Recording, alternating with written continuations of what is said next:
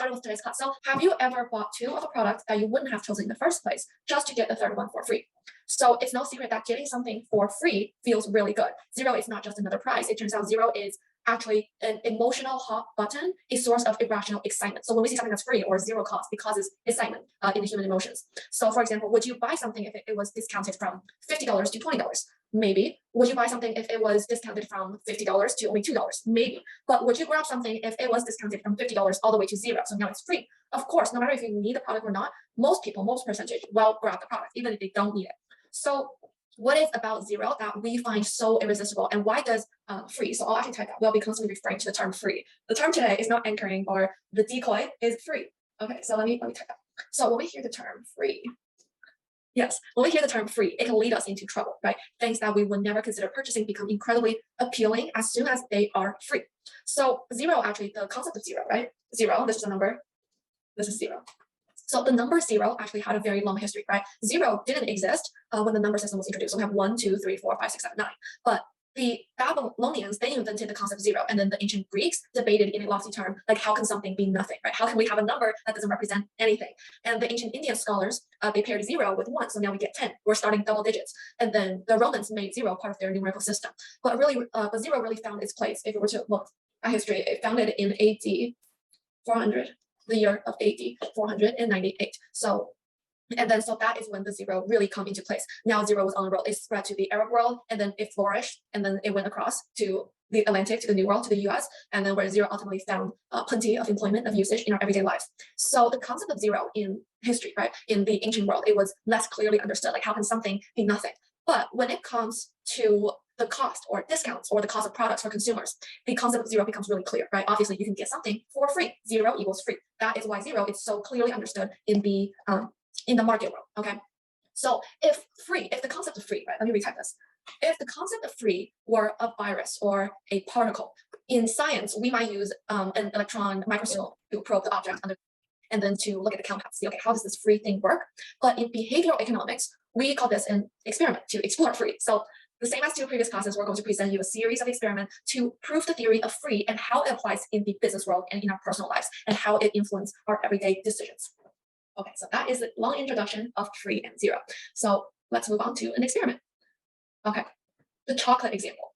Now, this is another experiment conducted at MIT with some group of students. So what they did is they set up a table at a very large public building and offered 2 kinds of chocolates, Kisses and Lindt chocolates. So on the table, there is a large sign that reads 1 chocolate per customer. And once a potential customer comes closer to this table, they can see the 2 types of chocolates and their prices, so how much we're selling them for. So for those of you who are not really familiar with chocolates, the quality of Kisses is way lower than the quality of Lindt, right? Lindt's chocolate truffles, they're really like creamy and taste way better than Kisses. And then they're Swiss chocolates versus Kisses. It's produced in Pennsylvania in very, very large amounts. Okay, so let's go back to the experiment. So what happened when the customers come to the table? So they first, let me grab the screen. So they first set Lindt chocolate to 15 cents. Okay, actually be easier if I type. Text. How do I access a cent button? So I'll just write 15 cents. Okay, 15 cents. So they set this to 15 cents, and then they set Kisses at 1 cent. So 1 cent. Okay, so this is the price of the chocolate that they're selling it for. And the result is 73% of the customers bought Lindts, and 27% of the customers bought Kisses. Bought Kisses. So this is not really a surprise because it's very rational. People rather spend a little bit more money to buy a better quality chocolate, a better tasting chocolate than Kisses. So then they decided that they want to see how the concept of free might change this situation. So 27% versus 73%. So now what they did is that they changed the Kisses price to now free, right? This is the price of that. So cost 0.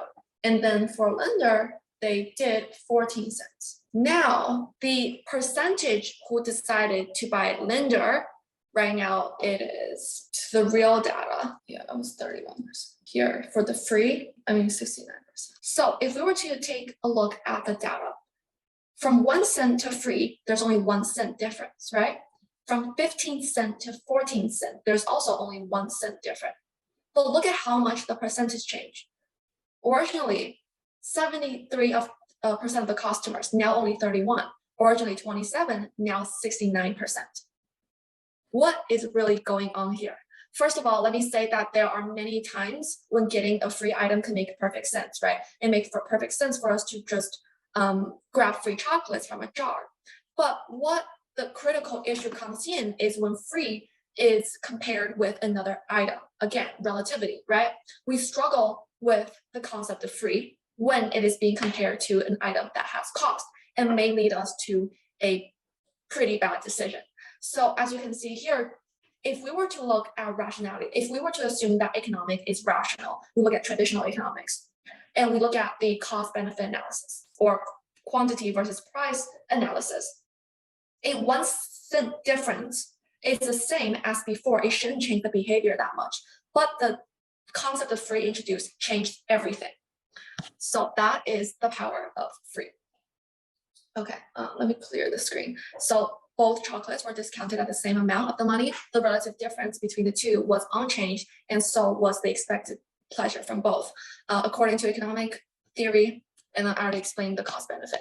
So now we decide that perhaps this experiment, if there was an error in the experiment, there might be that people don't want to search for 1 cent to go buy the kisses, so they would just get it for free. So right now we're going to move on to the next example. Okay, to further explain the theory.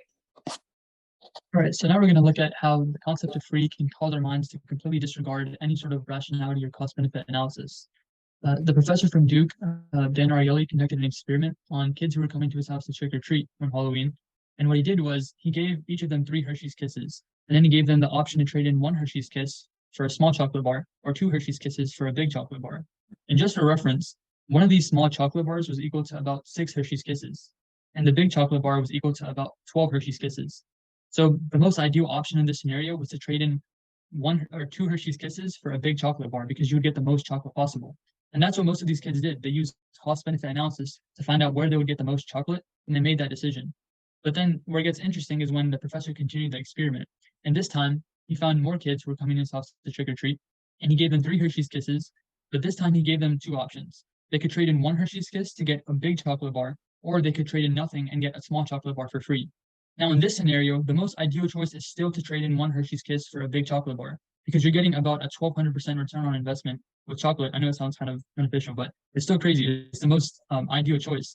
But most of the kids in the experiment still went for the free choice just because it was free, not because it was the best choice possible. So this shows how just because by introducing a free option, it can cause our minds to completely forget about any sort of rationality or cost-benefit analysis. And it happened with the kids. And if you might be doubting whether using kids on Halloween is a good kind of a subject portion, he also conducted the experiment using MIT students, and the results were pretty much the exact same. Most of the students still went for the free option, even though the most ideal option was to go for the big chocolate bar, trading in Hershey's Kiss.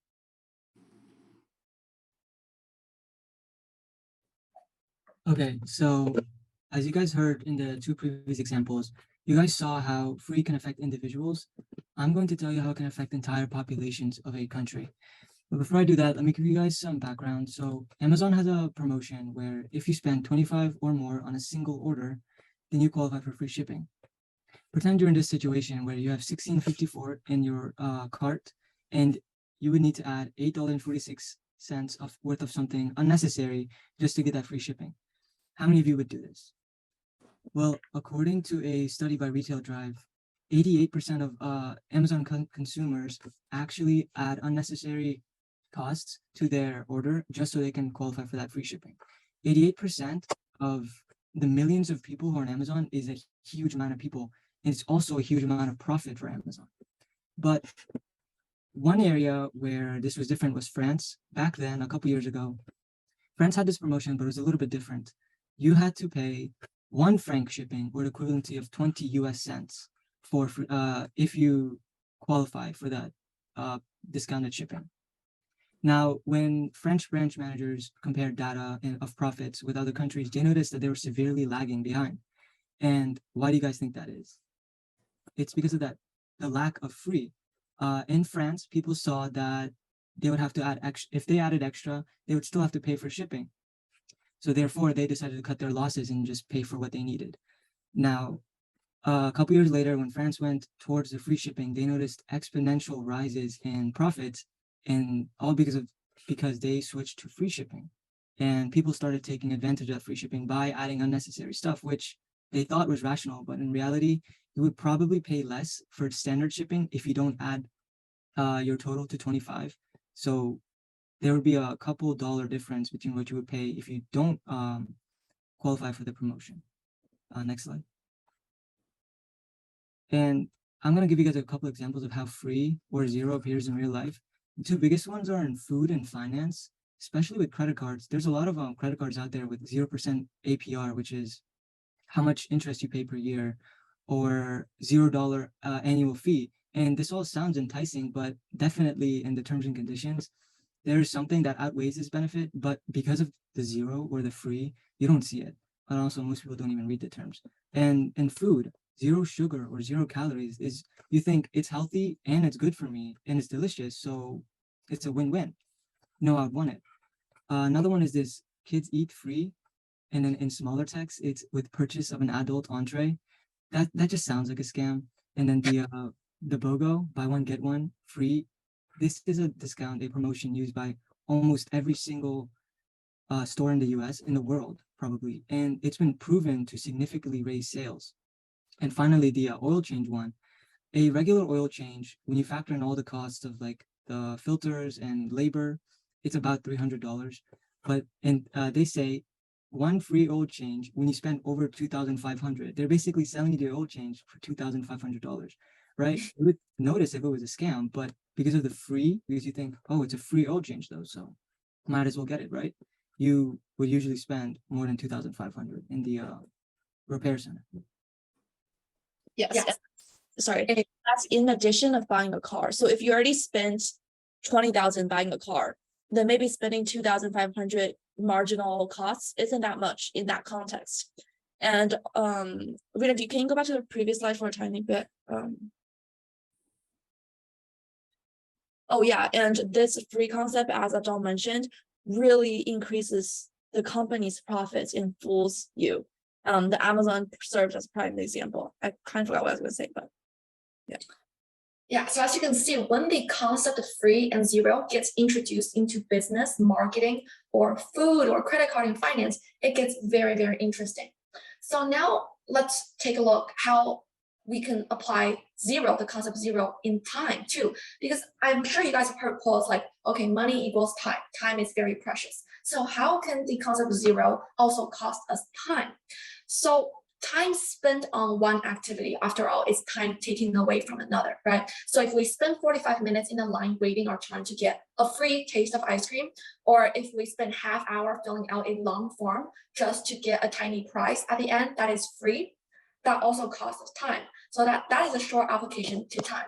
So the next concept is to food purchases, right? Abdul already covered this a little bit. When the concept of zero gets introduced to food, we get fooled very easily. And especially the US know how to use this concept really, really well.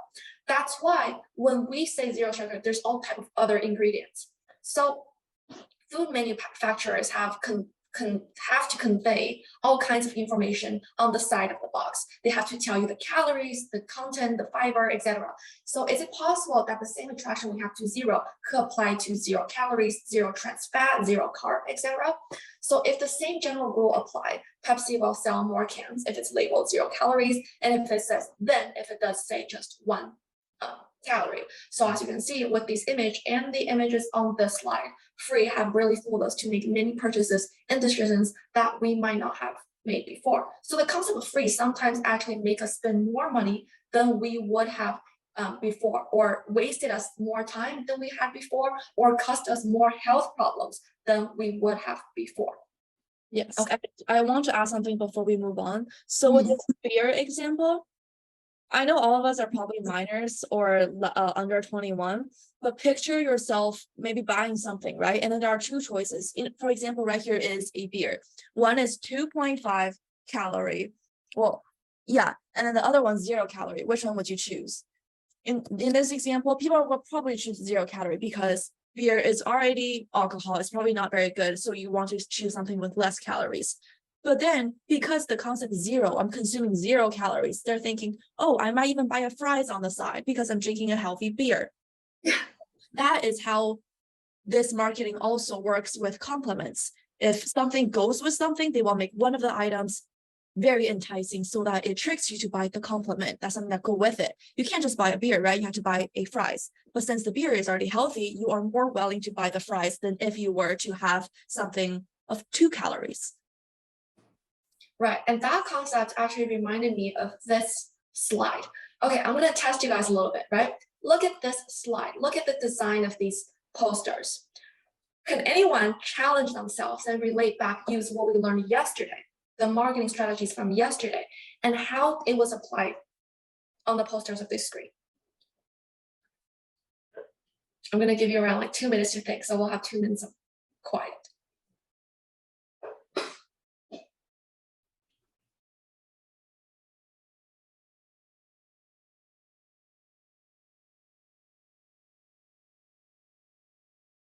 You can raise your hand or type in the chat section. How can you relate this to yesterday? I think there's at least 10 ways you can relate to the previous classes. So anything, okay.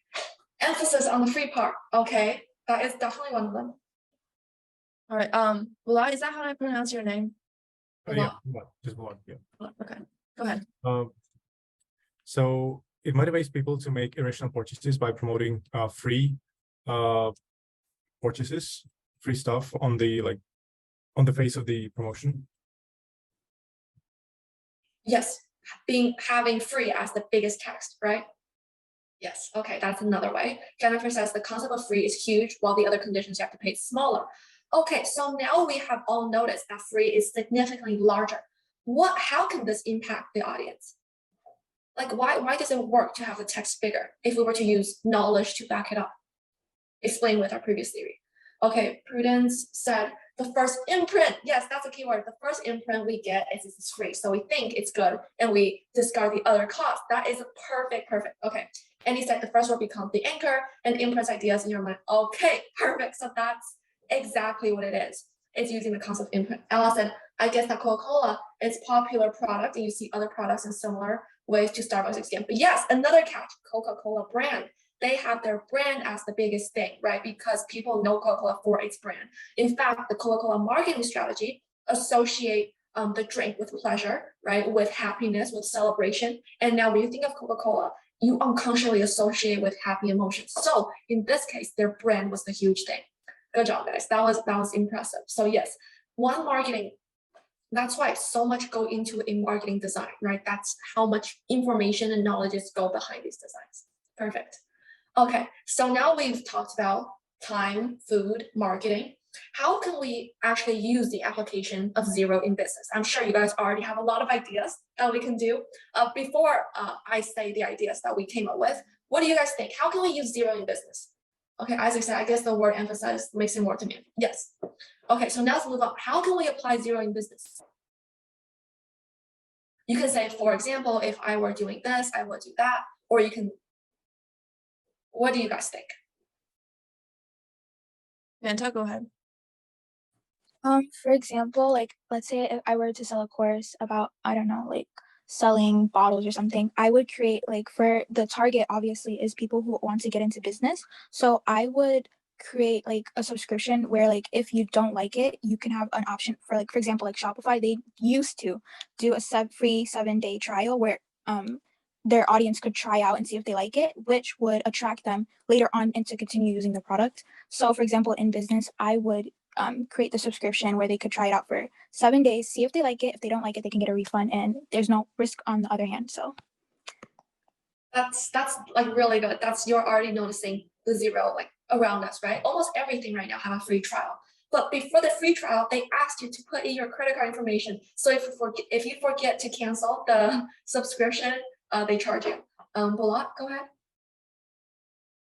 Oh, yeah, so I've been thinking about the Apple, that they can make a subscription plan for customers. And for example, they would pay $50 a month if they would choose a subscription plan for iPhone, like the newest Pro Max version of the iPhone. And they would get a renewal for free. So when the new model comes out, they can give out their old phone for the new one, and they would pay $50 a month for indefinite amount of time. And Apple would have recurring payments. I think it's perpetuity when they have recurring payments for an indefinite amount of time. And in that way, Apple would increase recurring customers, and it could possibly last forever.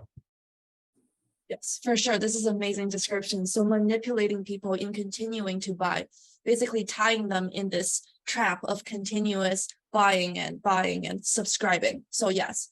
And then Annie said when businesses first start up, example, boba shop, they usually use deals such as the BOGO to attract initial customers using the free as an attractive deal. So yes, first drink free, kind of like that. And then Prudence said, for example, if I was selling, let's say, food at a restaurant, I could sell one dish at a sort of high price and then offer a side dish along with for half the price or a free drink just to get them to buy that first dish. Yes, amazing. Yeah, and Prudence, I really like the point you brought up restaurants, right? When you go to Cheesecake Factory or Olive Garden, they offer you free bread for every dish you order. And that's just one of their main attraction points. People will, maybe that these bread will fill up the customer's stomach and make them actually purchase less, but people will keep going back and lining behind themselves because there's this free bread, no matter what I buy, right?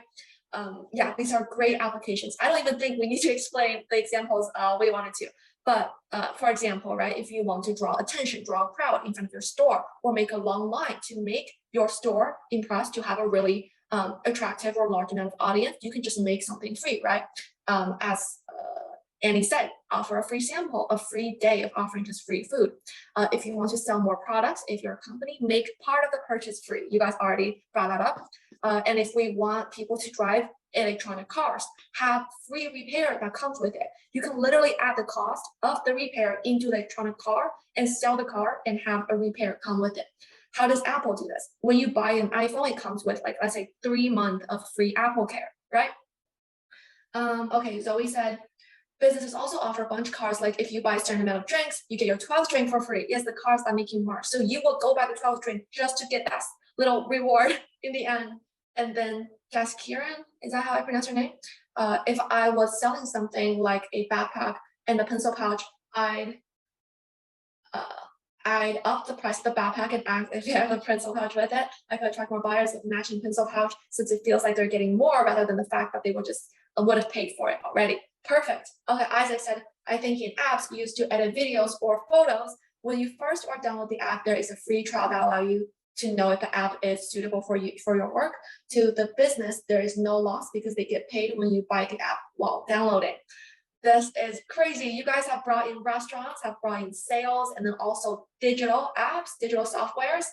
Yeah, this is insane. Or startup businesses. Yes, we've already know how to apply it.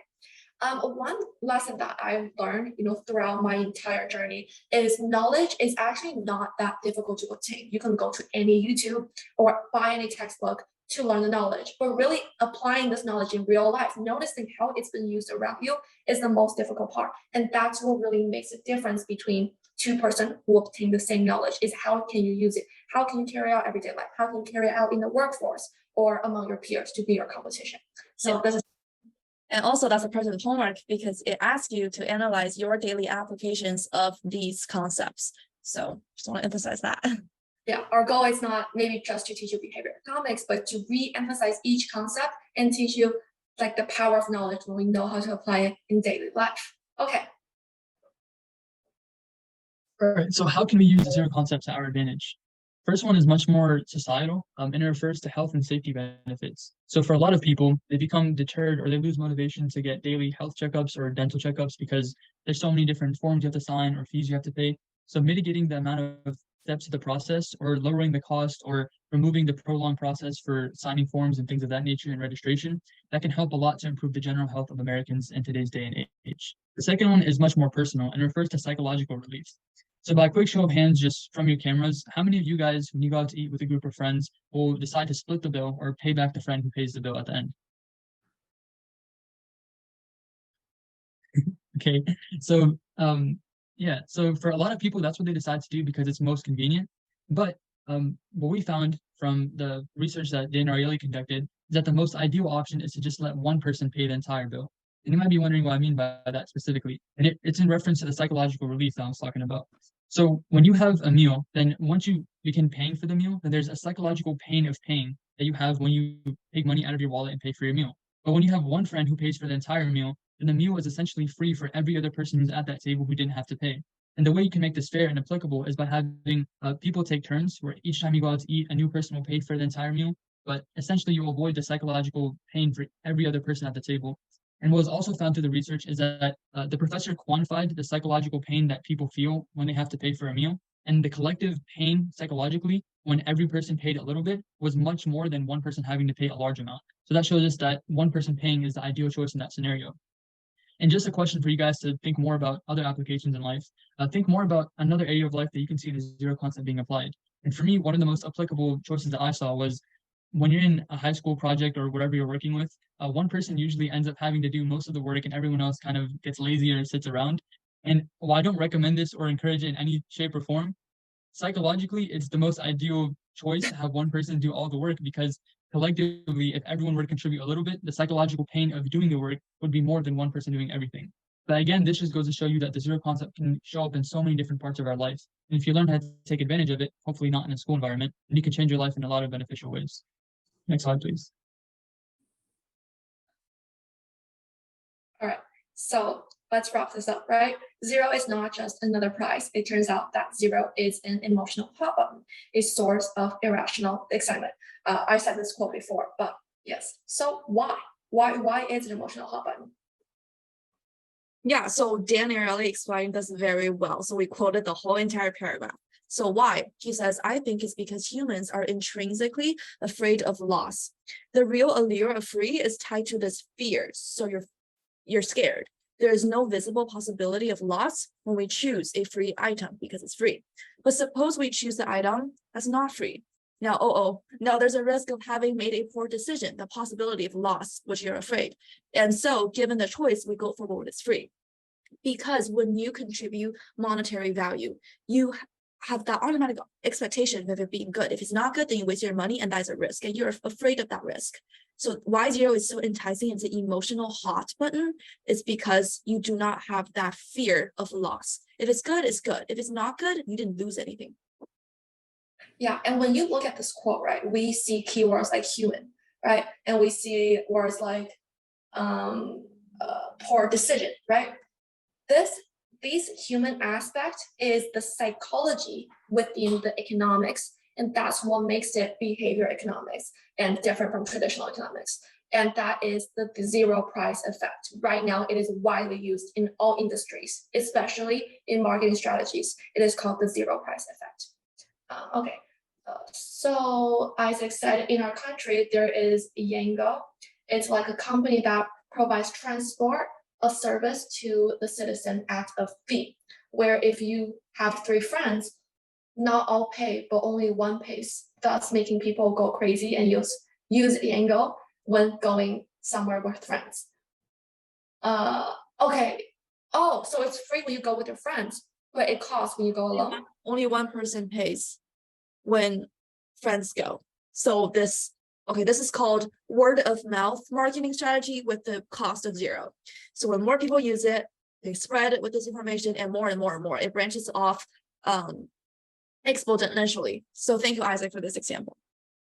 Yeah, thank you. And remember when I point out the keywords? So I'm not sure if it's tomorrow class, but in the future class, we will be looking at market and social norms. And one of the experiments is like so exciting. I can't wait to share with you guys. But these keywords in some context that we read, we unconsciously take those words into our brain and make our next decision based off of the meaning of those keywords. So if you don't know what I'm talking about, we will be talking about it in detail. But if you have a free idea, a brief idea, I should be really, really excited for our coming classes.